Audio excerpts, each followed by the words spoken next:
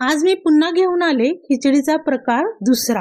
अगदी सरळ सोप्या पद्धतीने आणि कमीत कमी सामान वापरून एकदम भन्नाट खिचडी तयार करणार आहोत। अत्यंत चविष्ट आणि त्याहून सुटसुटीत मोकळा तयार होणार। एक एक भाताचा कण तुम्ही बघू शकता, अगदी मोकळा झालेला आहे, अजिबात तुटलेला नाहीये। पाण्याचं प्रमाण योग्य, सगळं व्यवस्थित झालेलं आहे। अगदी नवीन स्वयंपाक करणारे सुद्धा सहजपणे खिचडी तयार करू शकतात। न वेळ घालवता भन्नाट चव लागणारी अशी खिचडी तयार करणार आहोत। चला रेसिपी बघूया। सगळ्यात पहिल्यांदा आपल्याला बिर्याणी तांदूळ घ्यायचे आहेत। 1.5 कप बिर्याणी तांदूळ घेतलेला आहे। त्याला आपण 2 ते 3 पाण्याने अगदी हलक्या हलक्या हाताने न चोळता असं थोडं थोडं हलवून हलक्या हाताने त्याला 2 ते 3 पाण्याने स्वच्छ धुवून घ्यायचं आणि धुतल्याच्या नंतर पाणी ठेवून त्याला 5 ते 10 मिनिटं भिजत ठेवायचं। मी प्रज्ञाच मेजवानीमध्ये तुमचं खूप खूप स्वागत करते।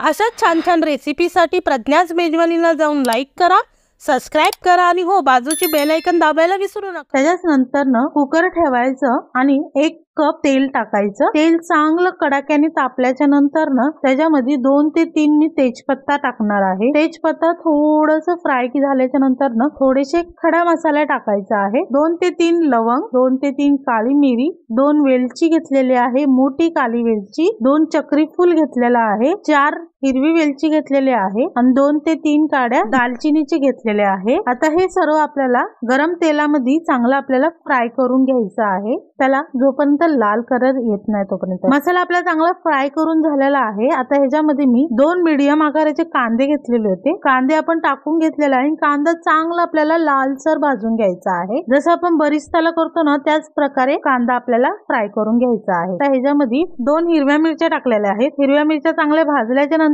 8 ते 10 मी काजू घेतलेला आहे। काजू सुद्धा आपल्याला त्या तेलामध्ये टाकून चांगलं फ्राय करून घ्यायचं आहे। 1 चम्मच मी धना पावडर, 1 चम्मच गरम मसाला, जर तुमच्याकडे गरम मसाला नसेल तर इथं तुम्ही 1 चम्मच बिर्याणी मसाला टाकला तरी चालेल। 1 चम्मच आलं लसणाची पेस्ट, हे सगळं घालून आपल्याला एकजीव करून घ्यायचं आहे। 5 मिनिटं चांगला मसाला भाजून देऊया। आता ह्याच्यामध्ये 1 कप दही घालायचं आहे आणि लगेचच कोथिंबीर घालायची। जर तुमच्याकडे पुदिना असेल तर पुदिना सुद्धा घातला तरी चालेल। आता हे घातल्याच्या नंतर बारीक गॅस करून आपल्याला दही मसाल्यामध्ये चांगला हलवून घेऊया। आता आपला दही मसाला परफेक्ट भाजलेला आहे। आता ह्याच्यामध्ये मी 2 टमाटे उभे चिरून घेतले होते, ते घालून घ्यायचं आहे। टमाटा आपल्याला जास्त भाजून द्यायचं नाहीये। तर लगेचच मी 1.5 चम्मच मीठ घेतलेला आहे किंवा चवीनुसार मीठ घ्या। मीठ घातल्याच्या नंतर पुन्हा 5 मिनिटं चांगला मसाला हलवून घेऊया। मसाला भाजलेला आहे चांगला।